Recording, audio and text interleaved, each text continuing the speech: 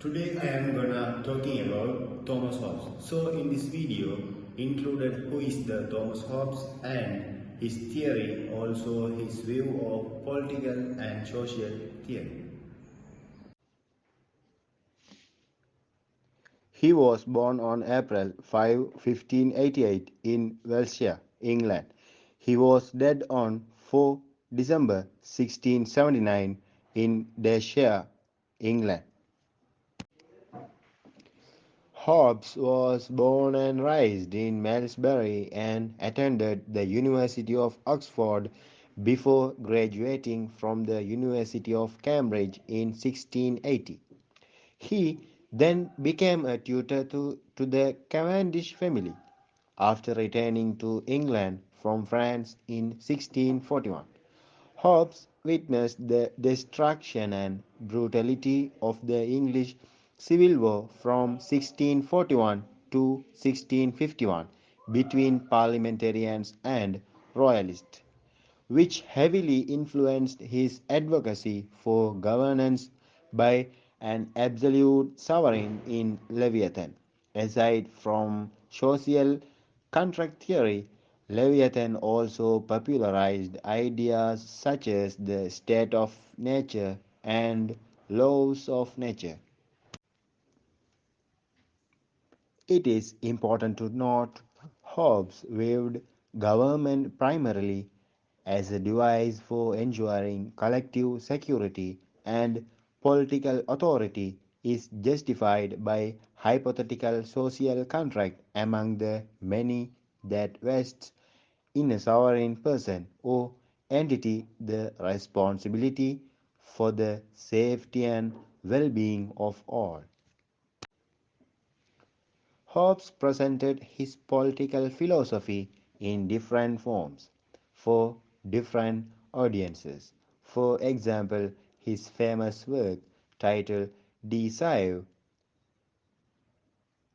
Hobbes, influenced by contemporary scientific ideas, had intended for his political theory to be a quasi-geometrical system in which the conclusions followed inevitably from the premises. The main practical conclusion of Hobbes' political theory is that state or society cannot be secure unless at the disposal of an absolute sovereign. From this follows the view that no individual can hold rights of property against the sovereign and that the sovereign may therefore take the goods of its subjects without their consent. This particular view owes its significance. This particular view owes its significance to it being first developed in the 1630s when Charles I had sought to raise revenues without the consent of Parliament and therefore of his subjects. Hobbes rejected one of the most famous theses of Aristotle's Politics, namely that human beings are naturally suited to life in a polis and don't fully realize their natures until they exercise the role of citizen. It is perhaps also important to note that Hobbes extrapolated his mechanistic understanding of nature into the social and political realm, making him a progenitor of the term social structure. Next, religious views. The religious opinions of Hobbes remain controversial as many positions have been attributed to him and range from atheism to Orthodox Christianity.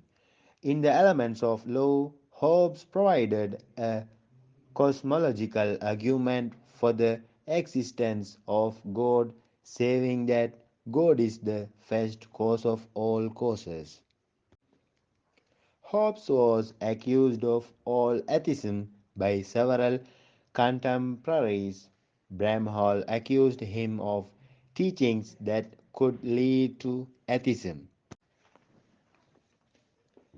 This was an important accusation, and Hobbes himself wrote in his answer to Bramhall's The Catching of Leviathan that atheism, impiety, and the like are words of the greatest deformation possible.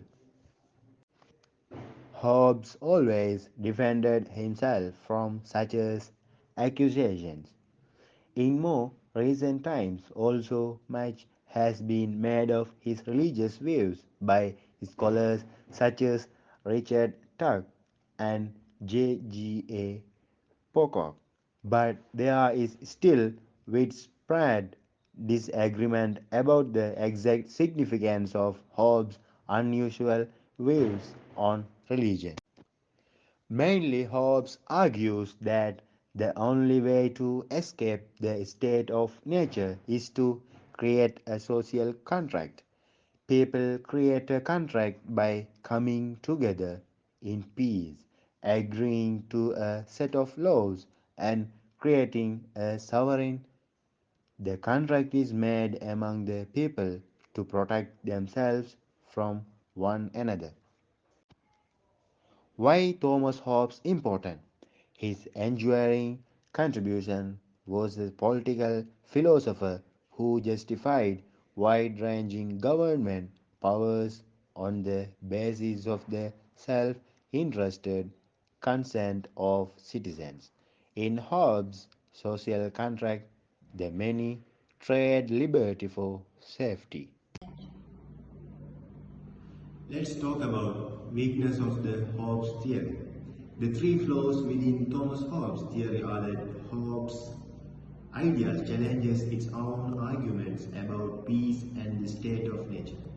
The theory fails to acknowledge the people who don't wish to accept the social contract, and the social contract fails to consider not only the virtue of the citizens but the sovereignty.